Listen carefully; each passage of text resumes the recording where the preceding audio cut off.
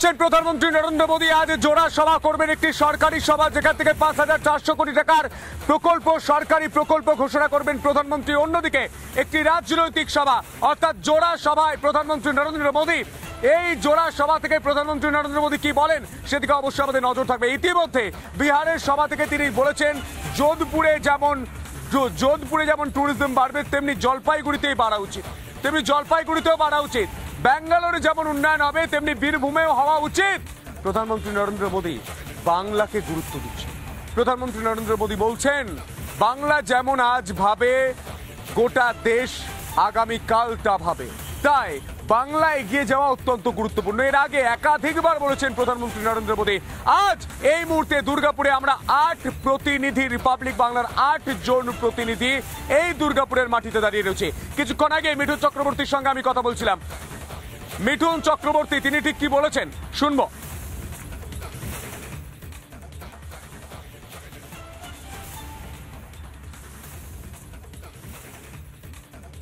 মিঠুন দা, দুর্গাপুরের মাটিতে এলেন, আজ প্রধানমন্ত্রী আসছেন, কি আশা করবেন? প্রধানমন্ত্রীর মুখ থেকে কি শোনার চেষ্টা করবেন?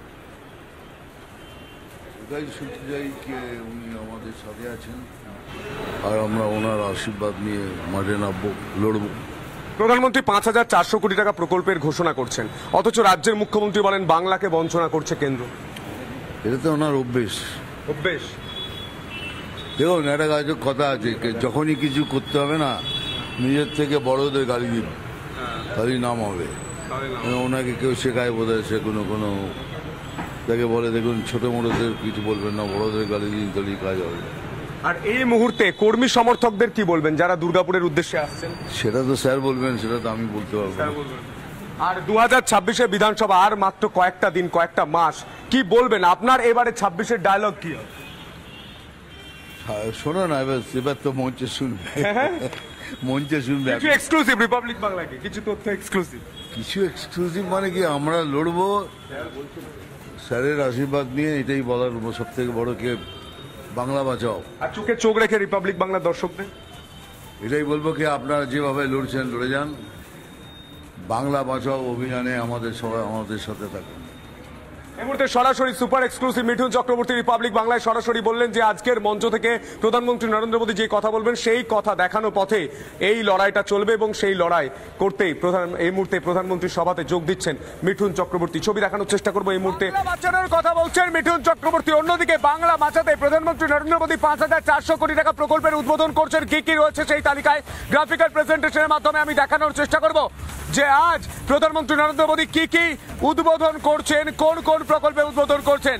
ডিবিসি তাপবিদ্যুৎ কেন্দ্রের আধুনিকরণ, মেজিয়া, অন্ডাল, রঘুনাথপুর তাপবিদ্যুৎ কেন্দ্র, বাঁকুড়া ও পুরুলিয়ার সিজিডি প্রকল্পের শিলান্যাস, ১,৯৫০ কোটি টাকার প্রকল্প। দুর্গাপুর হলদিয়া ন্যাচারাল গ্যাস পাইপলাইনের উদ্বোধন, ১৩২ কিমি অর্থাৎ ১৩২ কিলোমিটার গ্যাস পাইপলাইনের উদ্বোধন, ১,৪৫৭ কোটির FGD-র উদ্বোধন। ডিএসপি ও রঘুনাথপুর তাপবিদ্যুৎ কেন্দ্র, পুরুলিয়া কোটশিলা রেললাইন সম্প্রসারণের উদ্বোধন, ৩৬ কিলোমিটার রেললাইন তৈরিতে খরচ ৩৯০ কোটি টাকা।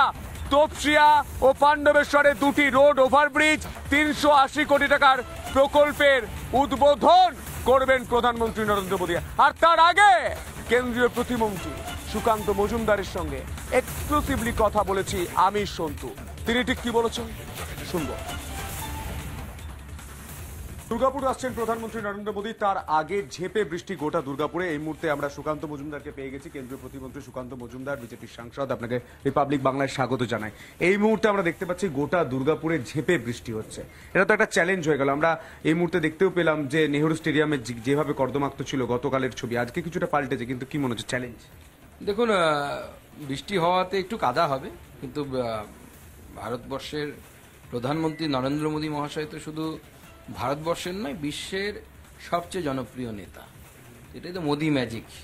যখন উনি নামবেন এবং ওনার হেলিকপ্টার যখন দৃশ্যমান হবে, যখন এই দুর্গাপুরের আকাশে, তখন যে চিৎকারটা উঠবে মোদি মোদি করে, এটা আপনাকে সেই ছাওয়া সিনেমার সিনটা মনে করাবে, যেখানে ছত্রপতি শিবাজী মহারাজের পুত্র হাত মুঠ করে হর হর মহাদেব বলে যে চিৎকার, রণহুঙ্কার, সেই রণহুঙ্কার আপনারা দেখতে পাবেন। দেখুন, আমাদের সভাপতি তো বলেছেন যে আমরা 21-এ বলেছিলাম 200 পার, সেটা হয়নি।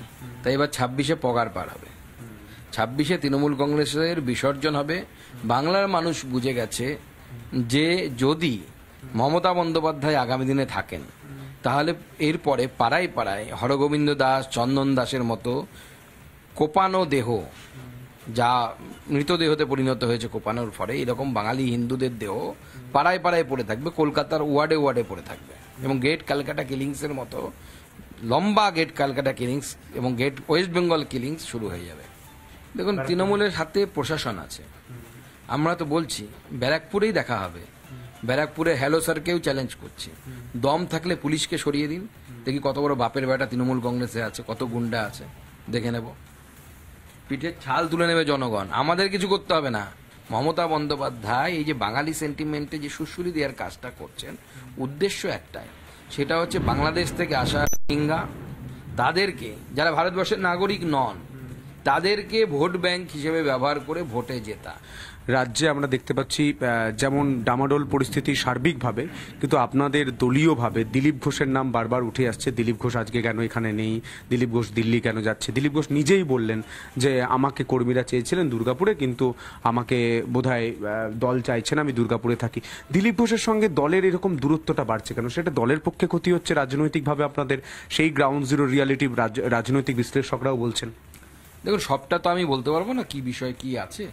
আমি শুধু এটুকু জানি যে আজকে দিলীপ ঘোষ আমাদের প্রাক্তন সভাপতি এবং আমাদের নেতা, তিনি দিল্লি গেছেন কেন্দ্রীয় নেতৃত্বের ডাকে। তো স্বাভাবিকভাবে কেন্দ্রীয় নেতৃত্বের তো আগে থেকে জানা ছিল যে ওনাকে ডাকা হবে, আমরা তো জানতাম না, উনিও জানতেন না। সেই জন্য হয়তো আগে থেকে, এটা আমার অ্যাজাম্পশন, যে আগে থেকে ওনাকে এখানে মানে আগেই ফ্রি করে দেওয়া হয়েছিল। কারণ একজন সর্বভারতীয় স্তরের নেতৃত্ব, তিনি দেখা করবেন দিলীপদার সাথে, তো সেটা তো একদিনের প্ল্যানিংয়ে হয় না, স্বাভাবিক 7-8 দিন বা তার আগের প্ল্যানিংয়ে হয়েছে। তো তারা জানতেন যে দিলীপদাকে আজকে ডাকা হবে ওখানে, সেই জন্য হয়তো নাম ছিল না বা ডাকা হয়নি।